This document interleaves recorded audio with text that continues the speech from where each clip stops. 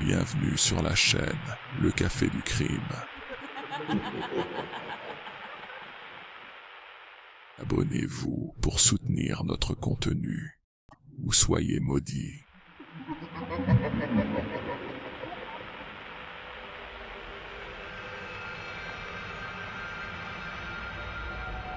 Bonjour et bienvenue. Aujourd'hui, on va vraiment explorer une affaire qui a secoué l'Autriche et le monde entier. L'histoire de Natacha Kampusch. Vous savez, cette jeune fille de Vienne kidnappée à 10 ans en 98. Oui, et séquestrée pendant plus de 8 ans par Wolfgang Priklopil. Une histoire terrible. Exactement. Et elle a réussi à s'évader. Donc, on va s'appuyer sur pas mal de sources, des documentaires, des analyses, pour essayer de décortiquer un peu tout ça. Notre but, c'est vraiment de comprendre l'enlèvement, bien sûr, mais aussi ses années de captivité, comment elle a tenu, Comment elle a survécu? voilà, et puis son évasion incroyable et tout ce qui s'est passé après, les réactions qui ont été assez complexes, on peut dire. Absolument. C'est une affaire qui soulève tellement de questions sur la résilience, la psychologie humaine dans des conditions extrêmes. Et puis, il faut le dire, sur l'enquête aussi. Il y a eu des zones d'ombre. On va y venir. Mais d'abord, qui était Natacha avant tout ça? Elle vivait à Vienne, ses parents étaient séparés. L'ambiance chez sa mère, Brigitta, apparemment c'était assez dure, assez froide, selon les mots utilisés. Oui, et le père, décrit comme aimant, mais avec des problèmes d'alcool. Il l'emmenait dans des bars parfois. Il l'a montrée comme un objet de valeur. C'est une expression qui est revenue. C'est assez troublant. Oui, et même s'il l'aimait, visiblement. Elle vivait aussi un certain stress, punitions fréquentes, un problème d'énurésie nocturne. Ce qui crée un cercle vicieux terrible pour un enfant. Le stress cause l'énurésie, qui cause la punition, qui augmente le stress. Et puis, à ce détail, presque glaçant avec le recul, vers 8 ou 9 ans, elle regardait des reportages. Sur des enlèvements, oui. Oui, des meurtres, des enlèvements. Et pour se rassurer, elle s'était forgé une idée. Une théorie en quelque sorte. C'est ça. Que ça n'arrivait qu'aux petites filles jolies, blondes. Elle se trouvait rondelette, pas belle, donc elle pensait ne rien risquer. C'est un mécanisme de défense assez classique au fond. Tenter de maîtriser la peur en se créant une catégorie de victimes dont on ne fait pas partie. Mais là, c'est tragique de voir comment cette perception d'elle-même va jouer un rôle direct. On arrive au 2 mars 1998. Natacha a 10 ans. Elle part pour l'école, seule. Ce qui était rare apparemment. Oui, la 4e ou 5e fois, dit-elle. L'école est à 5 minutes à pied et la veille, elle s'était disputée avec sa mère. Ah oui. Elle est fâchée parce qu'on ne sait jamais quand est-ce qu'on va se retrouver. Oh, ça fait froid dans le dos. Effectivement. Rétrospectivement. Donc, sur le trottoir, juste en face de l'école, elle voit cet homme, Wolfgang Priklopil, à côté d'une camionnette blanche. Elle hésite. Elle se dit « Tiens, je devrais peut-être changer de trottoir. Un pressentiment. » Peut-être, mais là, sa fameuse théorie revient. Elle se rassure. « T'inquiète pas, il va pas te mordre. » Elle se dit ça elle-même. Donc, elle continue d'avancer vers lui. Et c'est là que tout bascule. Oui, il l'attrape par les bras, la jette dans la camionnette. Vitre teintée, il démarre. Elle a essayé de crier, mais... Temps et demi, pour être précis. C'est inimaginable. Dans la camionnette, alors qu'elle est terrifiée, elle a ce réflexe étonnant. Elle lui demande sa pointure C'est la fameuse technique des reportages. pour avoir un détail sur l'agresseur. Exactement. Il n'a pas répondu, bien sûr. Elle lui demande aussi directement s'il va la violer. Et il dit Il dit « Non, ne t'inquiète pas, tu es trop jeune pour ça. une réponse étrange, presque banale dans l'horreur. Et puis, il y a cet épisode bizarre. Priklopil s'arrête dans un bois. Il essaie de téléphoner à quelqu'un. » Ah oui, ça c'est un point clé. Oui, il n'arrive pas à joindre la personne. Il s'énerve. Il dit « C'est pas possible, ils vont pas venir. » Et il dit à Natacha « Je vais te remettre aux autres. Et après, moi, je n'aurai plus rien à voir avec cette histoire. » Et c'est là que naît toute la question des complices. Y avait-il d'autres personnes impliquées? Prévoyait-il de la livrer? L'enquête officielle a conclu qu'il était seul. Mais ce coup de fil, plus le témoignage initial d'une camarade qui aurait vu 2 hommes dans la camionnette, ça laisse planer un doute. Une commission d'enquête a même évoqué plus tard des complices potentiels. C'est une des grandes zones d'ombre de l'affaire. Finalement, il redémarre. Et il lui dit où ils vont carrément. À Strážov, une banlieue de Vienne à 20-25 minutes de chez elle. Si proche. Et pourtant, un autre monde. Arrivé à la maison, il l'enroule dans une couette pour qu'elle ne voie rien. Il l'emmène dans le garage. Et là, il lui montre l'entrée du cachot, sous le garage. Il faut enlever des planches, descendre un escalier caché, déplacer un meuble pour révéler une porte en béton armé. Un véritable bunker. Il a mis 4 ans à le construire. La préméditation est totale. Hallucinant. Il avait même demandé conseil à un collègue Ernst Hulse-Lappel pour l'insonorisation. Oui, Elsa Lappel confirmera plus tard. Ça montre le niveau de préparation méticuleuse. Et donc ce cachot, 6 mètres carrés, pas de fenêtre, pas de lumière du jour, juste le bruit constant de la ventilation. Ce sera son univers pendant 8 ans et demi. Les images de ce lieu ont vraiment marqué tout le monde à l'époque. On a du mal à se représenter ce que ça signifie, de vivre là-dedans. Alors, qui était cet homme, Wolfgang Priklopil? Né en 62, technicien en télécom, on le décrit comme quelqu'un de réservé, solitaire. Très maniaque aussi. Obsédé par la propreté, le ménage constant et un lien très fort avec sa mère.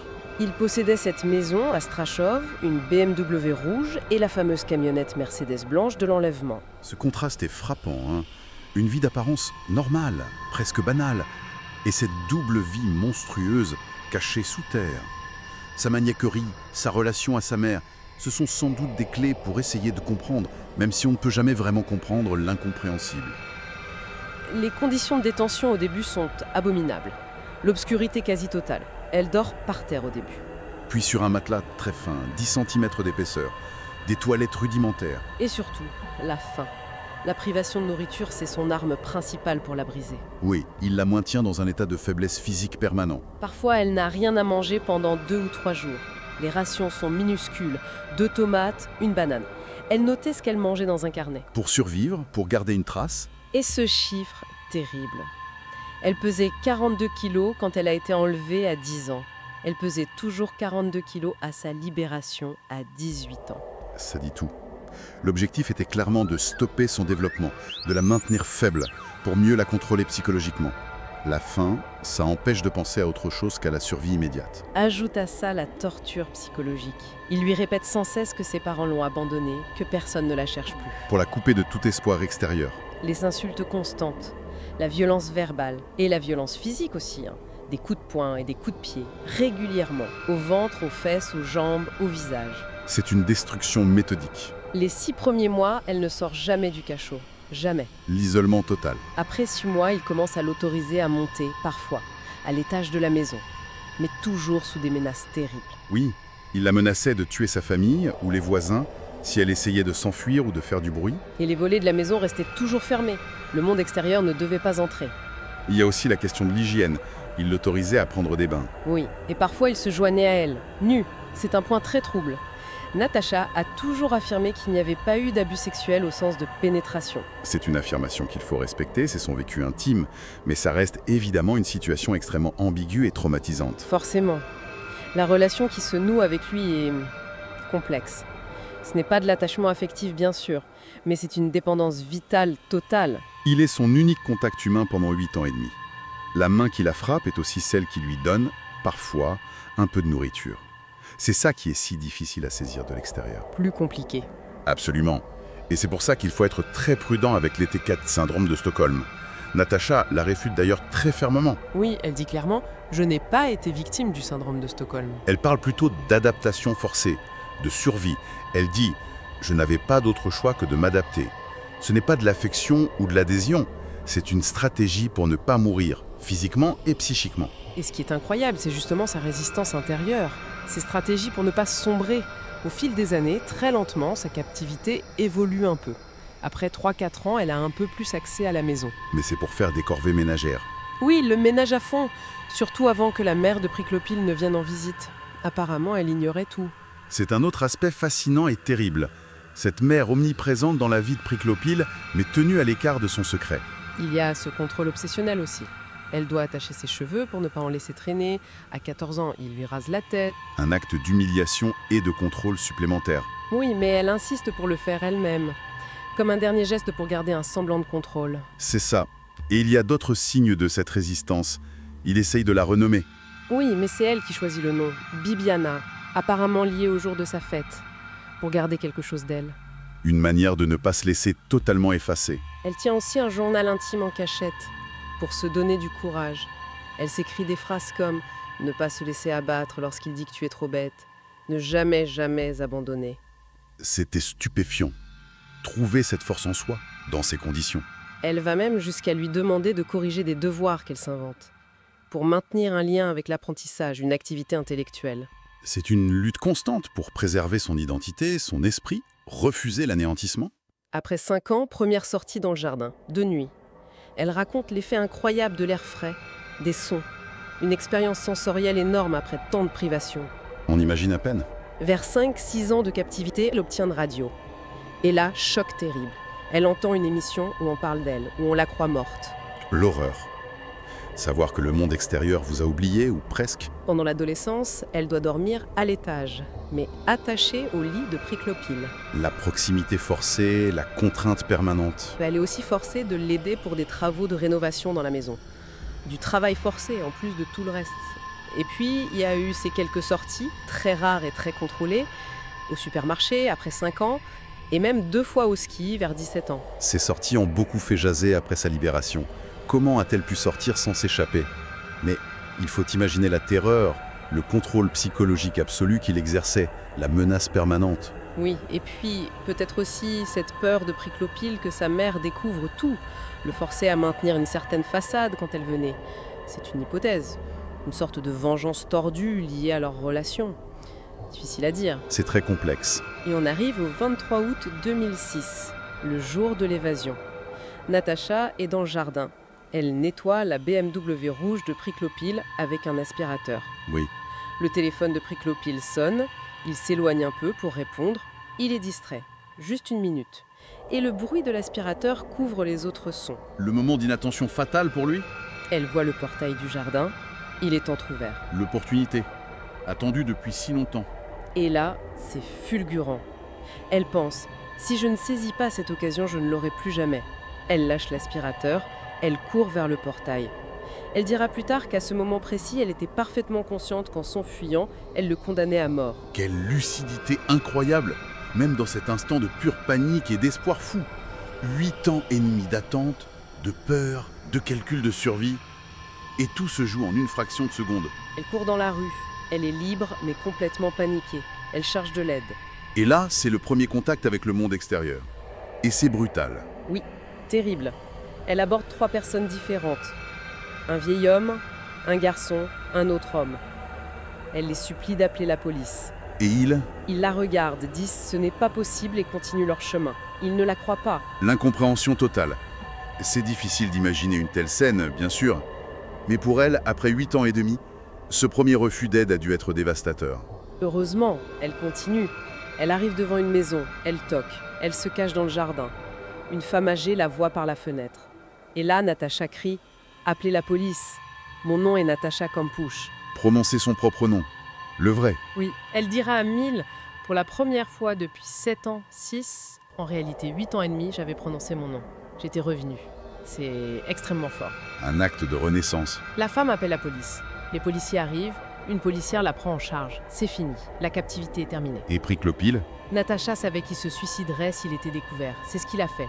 Le soir même, il se jette sous un train. La fuite ultime. La dernière image de lui, c'est une vidéo de surveillance où on le voit téléphoner à son ami, Ernst Holzappel, depuis une gare. Holzappel dira que Priclopyle lui a raconté une histoire de fuite après un contrôle d'alcoolémie positif. Manipulation et mensonge jusqu'à la dernière minute. Son suicide confirme sans doute qu'il ne pouvait absolument pas faire face à la révélation de ses actes. Viennent ensuite les retrouvailles. L'appel à sa mère, Brigitta. L'émotion est immense, évidemment. On imagine. On est tombés dans les bras l'une de l'autre, raconte Natacha. Elle fait même une blague sur l'apparence de sa mère, un signe de vie, d'humour presque, après s'être quittée fâchée 8 ans et demi plus tôt. C'est un symbole fort. La boucle est bouclée, d'une certaine manière, sur cette dispute. Mais la réadaptation, c'est une autre épreuve qui commence. Natacha trouve que sa famille pleure plus qu'elle. Elle se sent stressée, elle a besoin de temps, de calme. Ce qui est parfaitement normal après un tel traumatisme. Le retour à la normale n'existe pas vraiment. C'est une reconstruction lente. Sauf que le calme, elle ne l'aura pas. C'est une déferlante médiatique mondiale qui s'abat sur elle. Oui, c'est le deuxième choc majeur. Après l'horreur de la captivité, elle doit affronter la curiosité, la pression, le jugement du monde entier. Elle devient un phénomène. Et les critiques arrivent très vite. On la trouve bizarre dans ses premières interviews, froide, enfantine.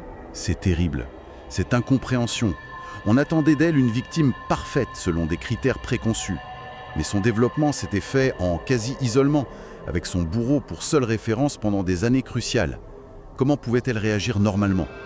L'étiquette syndrome de Stockholm lui colle à la peau.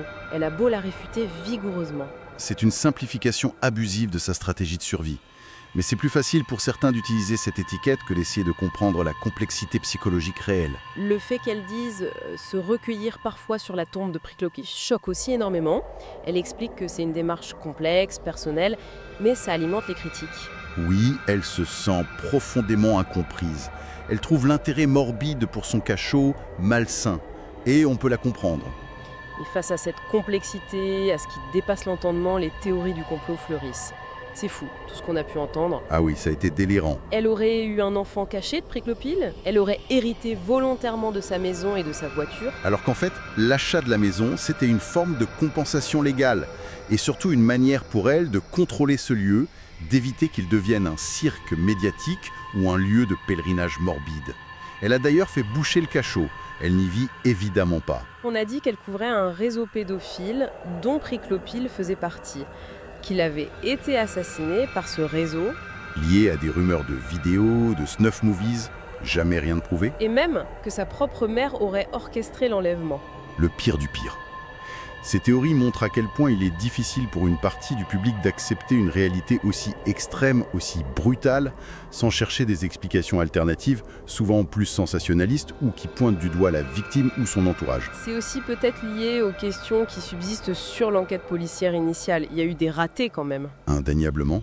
Le témoignage de la camarade sur les deux hommes, qui n'a pas semblé être une priorité au début. La vérification de Priklopil lui-même. Il possédait une camionnette blanche correspondant à la description, il a été contrôlé assez tôt. Oui, mais la vérification de la maison et du véhicule aurait été superficielle.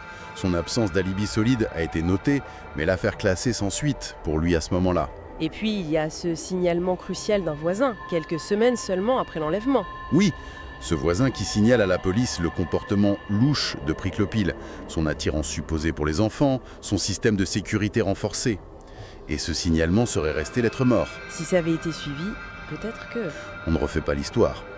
Mais ce sont des questions légitimes sur d'éventuelles occasions manquées. Après, il faut aussi comprendre que la réticence de Natacha après sa libération à parler de tous les détails, notamment des abus pour se protéger elle-même des médias, a pu paradoxalement alimenter certaines spéculations. Mais c'était son droit le plus strict de choisir quoi dire et quand. Bien sûr. Alors, aujourd'hui, comment va Natacha Kampusch ? Elle essaie de mener une vie plutôt paisible, dit-elle, d'être une citoyenne normale. Elle s'est rapprochée de sa famille, elle les voit chaque semaine, fait du shopping avec sa mère. Elle rattrape un peu le temps perdu, les expériences qu'elle n'a pas eues. Oui, elle réalise des rêves d'adolescente, le chant, l'équitation, la couture. Elle a même eu sa propre émission de télévision pendant un temps en Autriche. C'est un long, très long chemin vers une forme de guérison, vers la reconquête d'une existence après avoir été effacée du monde pendant si longtemps. Un combat de tous les instants, j'imagine. Bon, si on essaie de résumer un peu tout ça, c'est une histoire absolument hors norme. 8 ans et demi de captivité dans des conditions qu'on peine à imaginer. Une évasion qui tient presque du miracle.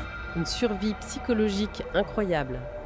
Et puis, après, tout le défi de se reconstruire sous les projecteurs, face à l'incompréhension, au jugement.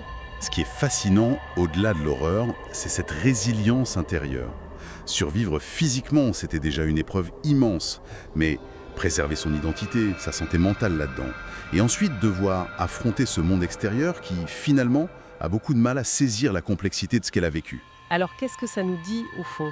C'est bien sûr l'histoire d'une survie individuelle exceptionnelle, mais ça nous renvoie aussi à la manière dont notre société réagit à l'impensable. Exactement. Il y a eu la fascination, l'empathie au début. Mais très vite, le doute, le jugement, les théories alternatives dès que la victime ne correspond pas exactement à l'image qu'on s'en fait. C'est une histoire individuelle, mais elle pose des questions collectives finalement. Comment est-ce qu'on accompagne vraiment quelqu'un qui revient d'un tel abîme, sans voyeurisme, sans imposer nos interprétations ? Et la question qui reste, peut-être, au-delà du fait divers, au-delà de l'émotion immédiate ou du sensationnalisme, est-ce qu'on est vraiment capable collectivement d'écouter et de comprendre la complexité de la survie, la complexité de la reconstruction après l'extrême ?